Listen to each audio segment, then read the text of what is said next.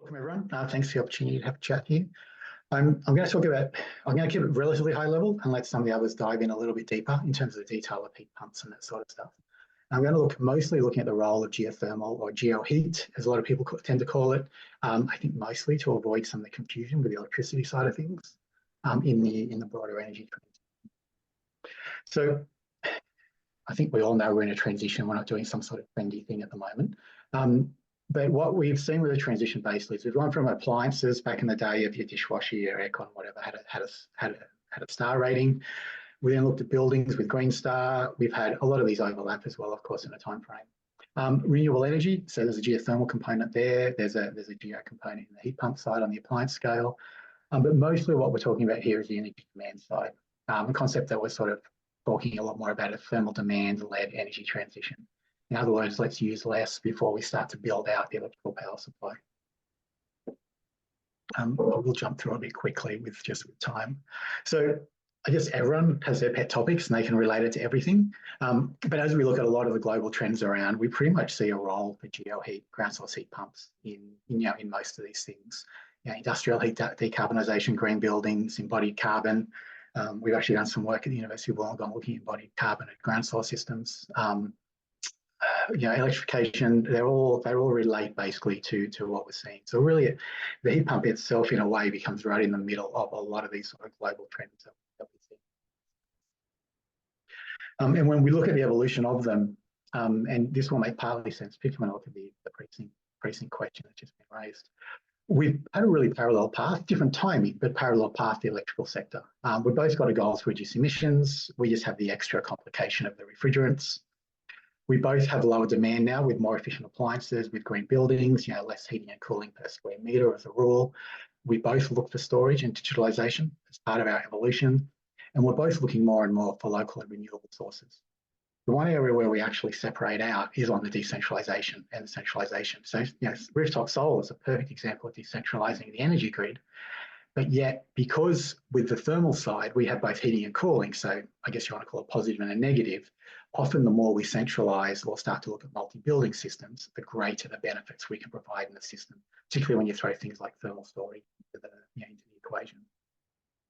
So the electrical world is doing all this. As we know, they've gone from all these emissions as such, and they're making their transition. Something that, it's obviously very much in politically front and centre, as it has been in Australia for a long time. And of course, a true geothermal or a geothermal power plant at the bottom. But in the thermal world, up until recently, we've really still burnt gas and put things and hung things off the side or on top of the building. So what are the other things that we can do when we think about our source, a source of thermal energy? So we look at all these different things and we start to categorise. How can we categorise our sources of thermal energy? Obviously, ambient air is one with air source heat pumps. And without going through the entire list, but we start to look at them as either renewable or non-renewable. Obviously, renewable is our preferred. If it's natural or anthropogenic, to be honest, doesn't really matter. We just want to make sure we're using it. And then we have all those sources and we throw them into a building, and this is from some of our friends have been kind enough to let us borrow their image out of the US. But then we start to look at all sorts of different things. It's heat from subways, it's using water bodies, it's using building piles, it's green process heat off energy. It's like all these different things that come into the mix when we actually put a focus on thermal energy, not just thinking about thermal energy from, I just throw a boiler or a split aircon on at the end of the job. So now I'll carry it down into the geothermal side. Our friends at GNS Science have been nice enough to let me borrow this. Whenever you see one of these sort of categorizations, always realize that every site and every application is different, and none of the numbers or the depths or anything here are a hard and fast rule. But as a general rule, obviously, I'll go to the right first and we'll get rid of that. When we get really high temperatures, we can obviously start to look at geothermal power. And that's what a lot of people are familiar with, and what a lot of people think geothermal is, with no sort of real understanding of the heating side of things. As those temperatures come down, then we can start to look at direct heat, and that could be, we've even had projects down to 35 degrees heating swimming pools directly. So you can come really quite low in the direct heat, but a lot of the time the direct heat is going to be sort of 40, 50 and above. But then just because you've got those temperatures, as Simon and as the team just showed, you put a high temperature heat pump on that system, and suddenly you could be producing steam at 120 or 150. And we've had some really interesting projects in New Zealand where we've been doing that. So once we go, and as we become colder as such, then we start to get to what we call more like the indirect or the geoexchange component. So if the temperatures aren't suitable for a direct use, then we need to look at indirect. And basically by indirect, I try to keep that really simple and say that's with a heat pump. That's with a ground source heat pump. And then what that allows you to do is to do both heating and cooling with that system. And those temperatures will be typically around ambient air temperature for your given location. So, and I know, for example, in New Zealand, they have a legally 30 degrees and above is geothermal, below 30 degrees is not. Whereas we'd more say that if you're around ambient air temperature and there's no geothermal influence, then that's not geothermal. As soon as you start to get above your sort of ambient air temperature, approximately temperatures, then you're starting to become geothermal influenced. It's very much a site-specific categorization.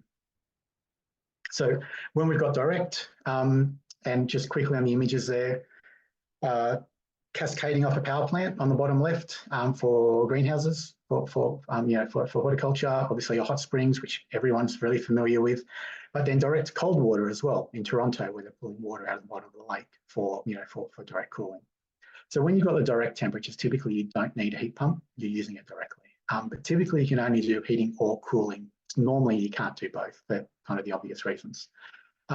And the sources are things like geothermally heated waters, hot springs, power plants, wastewater of industrial facilities, etc., and the lake.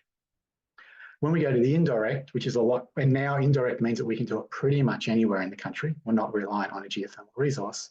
We do need a heat pump because we need to start to actually be able to take that 18 to 20 degrees, which is typical in Australia for ground temperatures in the top 100 metres or so. And we want to be able to produce whatever we need in the application, 40 degree for underfloor heating or to heat a pool or whatever it might be. But the good thing here is now we can do both heating and cooling, and the ground can become a storage, basically a great big thermal battery for us. So it starts to give us actually a lot more flexibility in our applications. And of course, these ground temperatures, humans have been using them for for much longer.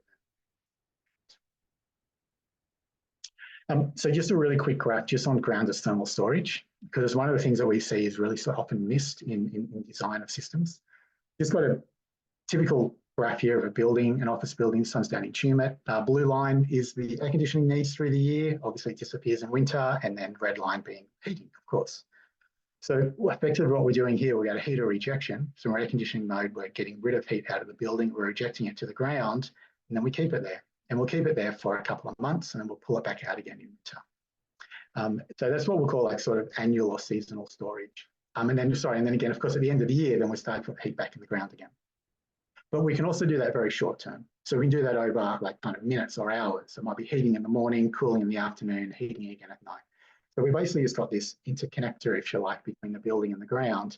And we're just pumping water up and down with that temperature differential to provide us the heat when we need it. And that's where we see things like even like I'm not sure if that buzzword or trend was up before, but circular economy stuff. There's even an argument, obviously, for a circular economy element of this work because we're just recycling it. Applications, is there a sweet spot? I wish there was. I wish it was really easy to say that. After you've got all these things and all these different building types and everything, it all depends on obviously how much you need heating and cooling your facility, what your climate is like, what your ground conditions and your ground loop costs, your ground heat exchanger costs are like, how often you run the system, is there a revenue generating option, which there might be on a district style system.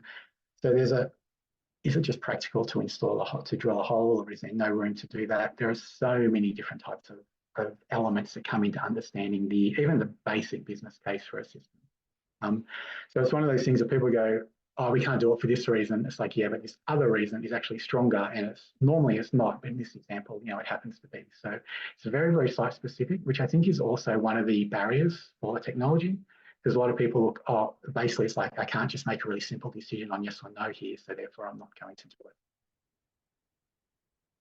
And in terms of that, like lots of sweet spots. So, you see projects around like in the Canberra is a really common. Canberra actually has a really good climate for the system. So bottom right's like Geoscience Australia. Most people know about that, know about the building. It's been there nearly 30 years now.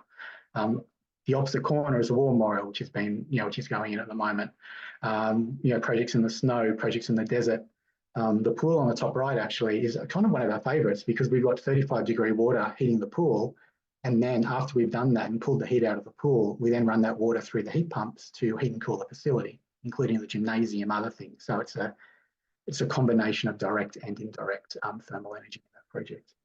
Sydney Harbour, Brook Street Pier down at Hobart, all these places are using either closed or open loops in the harbours or in their water bodies to provide heating and cooling. And going a bit further abroad, University of Wollongong, I've got to put it up there, obviously, that's my contract. Sustainable Buildings Research Centre on the top left. So that was one of the first living labs in Australia. They've got a really nice play system there, if you like, with more valves and whatever you can imagine. But even projects like Bird's Nest Stadium, Beijing Olympics has got about 100 holes under it. Microsoft in the top right, Google in the bottom right, who are using actually the building piles. Microsoft have just announced another project, Buckingham Palace of Versailles, putting a system in at the moment.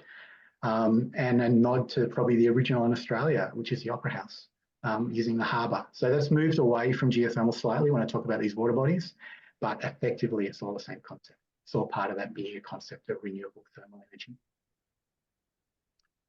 I whizzed through that, I think, but hopefully that was useful. And yeah, I'll let the next person go.